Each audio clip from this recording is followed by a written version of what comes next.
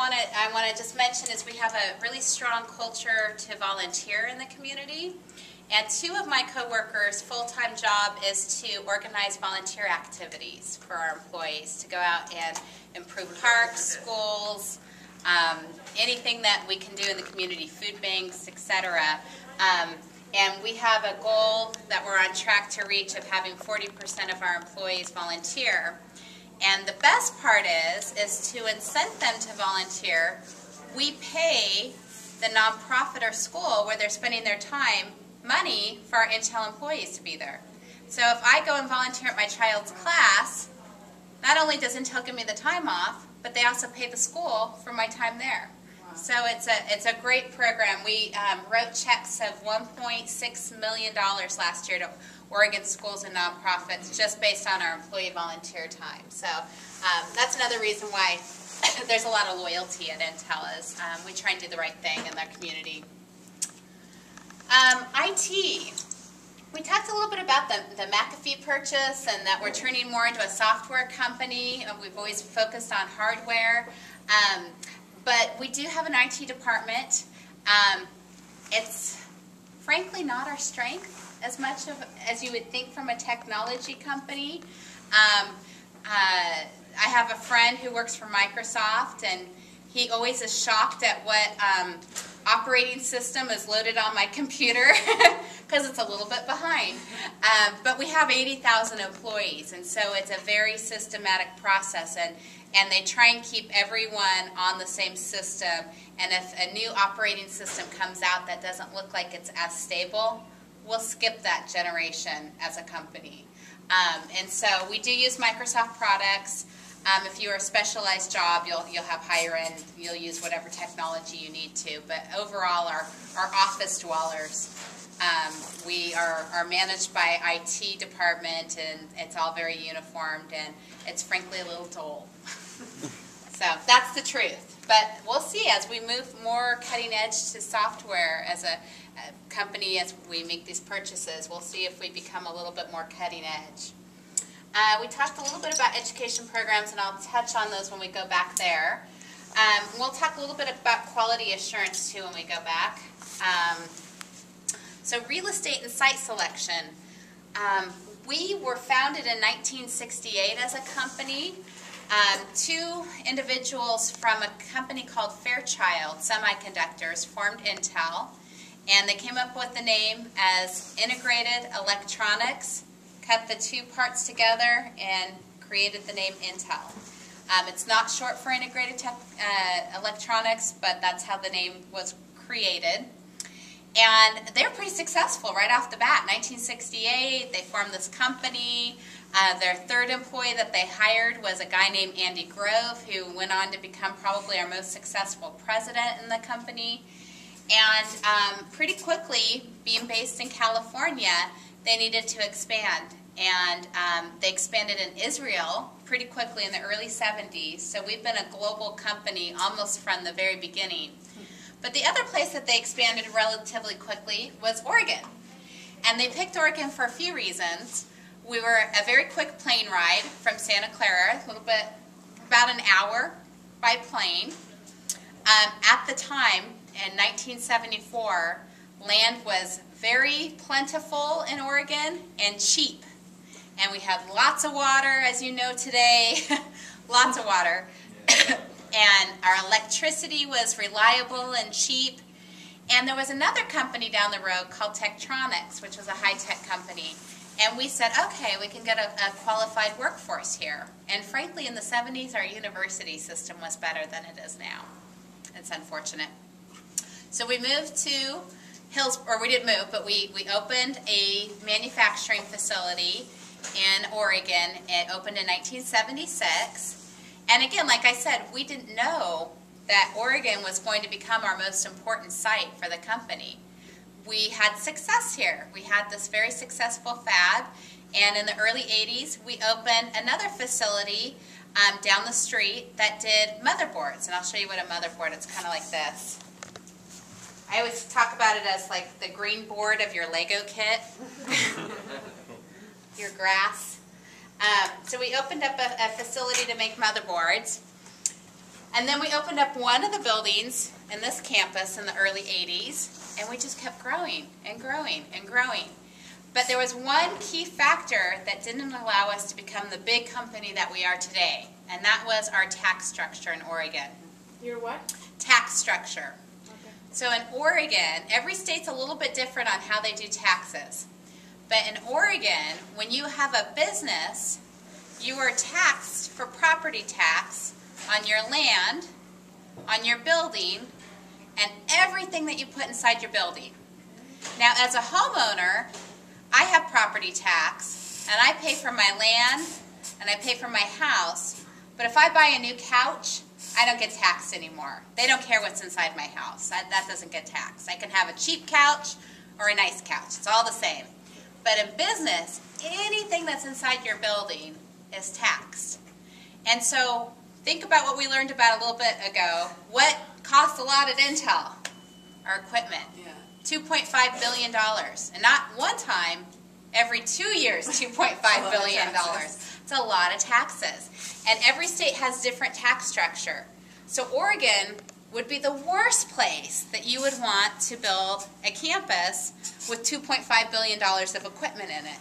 So we did not think about Oregon as our research and design facility until we worked with Oregon to change that law.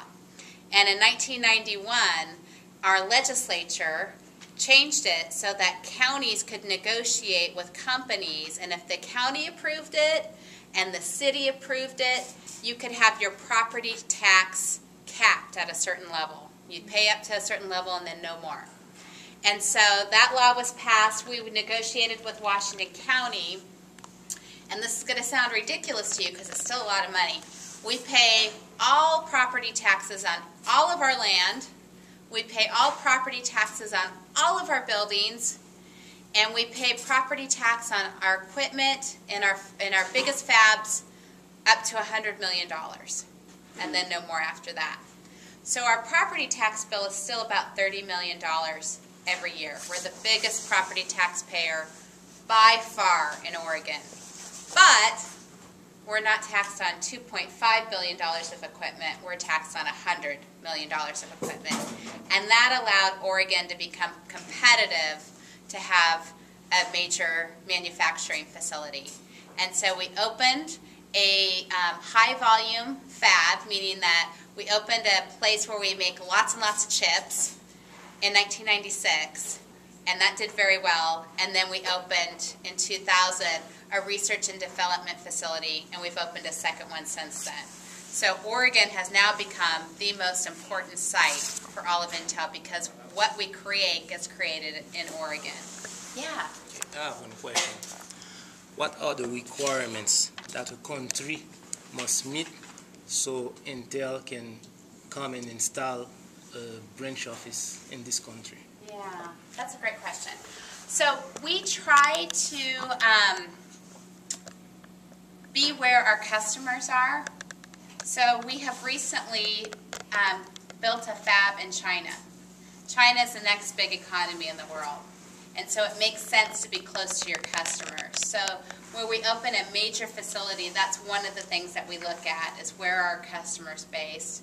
But the same things that we talked about for Oregon, why we came to Oregon, would be similar reasons why we go anywhere else. Is there available land? Is there available workforce? What is the tax structure like? Is it a favorable tax structure? What are the costs of doing business there? Do they have the resources that we need? And also, are they based near customers? Are they near customers? So that kind of makes it a little bit more difficult for small nations. Costa Rica, we selected that many, many years ago. That's been a long time location for us. And it was because probably if you were to look at any emerging South American or Latin American country, it probably has the best education system. They have a 97% literacy rate in their country, which far surpasses the U.S. literacy rate. They don't have a military, so all of their money goes to education. So that probably gave them a stronger reason to be successful than maybe they normally would be because they're such a small nation. The men are short, but everything else is okay. Yes. Does Intel offer certification like Microsoft, like? We don't. No. We hire newly qualified engineers, and then they work on teams to develop our next products. But we don't need people to know how to manufacture our chips. That's our core business. Whereas software, like Microsoft, you need people to be certified on your product so that they use your product. We don't have a consumer-based product like that, so there aren't certifications for our company. That could change with the purchase of McAfee, who knows, but probably not. Yeah. How diverse is the nationality of the people you have inside, and do you have any Dominicans? I'm sure we have Dominicans. I'm certain. It's a diverse company, and you'll see that when we walk around. But it's not diverse in the way that we count diversity in the U.S. Of course. So, like Eastern Indians, or Asians, Chinese, or any other nationality in Asia, we have a lot of employees because there are really strong university programs. And there's a lot of partnerships between those countries and the U.S., so there's a lot of people who are educated in the U.S. and want to stay and work to get visas. We don't have as many African Americans or Latinos or Native Americans, and that's what we consider diverse. And so that is a constant area where we're working to improve. We don't have as many foreign national hires as I think a lot of people might think, because there's a cap on how many you can have for the whole country. It's about 90,000 a year for all of the United States, so Intel gets just a sliver of those, and it's very expensive. So we try very hard to hire locally, or within the U.S. as much as we can, and when we use a visa, we use it generally for somebody who has a PhD in a very specialized field that you just can't get with an American hire. So, there's a lot of questions. I think we handled a lot of it. The next big thing at Intel, we're often surprised ourselves. I read about the McAfee purchase like everybody else. And so we're always kind of kept surprised by what that it will be, but we can tell you that our chips are going to be different 2 years from now, and in 4 years from now. Computers are going to be cheaper, faster, better. That we know. So that's our core business. Hiring requirements, we talked a bit about that, about recent college graduates. We've talked about some of our recycling programs and volunteer programs. And we talked about kind of confidential hires and moving and IP and all of that. So I think